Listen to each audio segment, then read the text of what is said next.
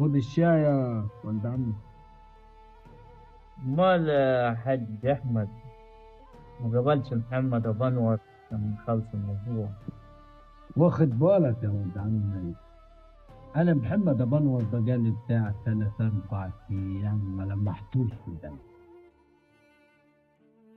يمكن نتضارب ودنقور من هنا ولا من هنا. هو بس الفكرة فيه محتاج يمخمخ. قدوة هروق لك ان شاء الله. ان شاء الله. مين اللي هيتمشى هناك ده؟ مش عارف، شكله غريب. واد مين ده؟ والله الاشكال اللي صارنا بقت ياما في البلد يا اخوان. دقيقة لما نشوف مين اللي هو جاي وحناك. ده. السلام عليكم.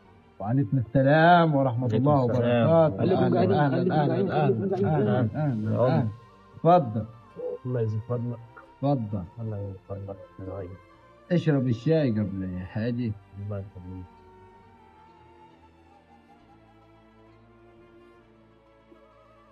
تفضل يا كبير. امال جاي منين في الليالي دي؟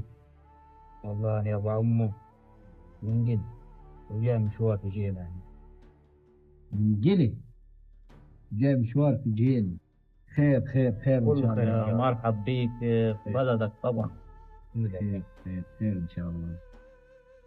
وال امال البندقية دي لا شكل حال نظيف. ده شكلها جميلة.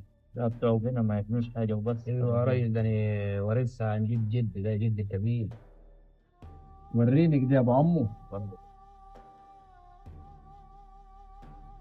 ده حتة من اللي انتهوا. والله العظيم ده زينة قوي شكلها يا ابو. ده حتة من اللي انتهوا يا ناس. شوف كده. ما دام عجبتك يبقى حلال عليك، خليها جنب اخوك. مبارك. ما تشرب الشاي يا ولد عمي. كيف الكلام ده؟ يقول لك ايه؟ كلام ايه اللي هتحكي عليه؟ بندقية يا ابو عم، تهديد يعني ولا؟ والله افرتك نفوخك. انا جاي هنا مش عارف ان جينا فيها رجال وتفهم في الاصول. انا دلوقتي همشي بس ليا رجع. اقعد يا ولدي ما تمشيش. كله ده علشان البندقة بتاعتك دي. يا راجل ده لعبة عن الدهن للعيال. امسك امسك يا ابو عمو ما تقفلها. وانت فاكرنا زي بلاد الهلب. انت هنه يا ابو عمو في جيل معقل العائلات، منبع الرجال. انت جيت المكان الصح يا ولد العم. احنا لما عملنا معاك الحركه دي عشان احنا اخواتنا الجماعه بتوع جينا هنحبوهم يا اخوانا. ناس لطيفه مبلوعه مهضومين معانا يعني. هنهزروا معاكم يا ولدي ما تزعلش. ما تاخدش على خاطرك مني. إيه، امال احنا المعزه تيجي منين؟ نورتنا ونورت جينا واهل جينا واحد واحد راجل راجل على دماغنا جميعا. يا مرحب بيك يا ابو عمو. هتبات معانا الليله ان شاء الله.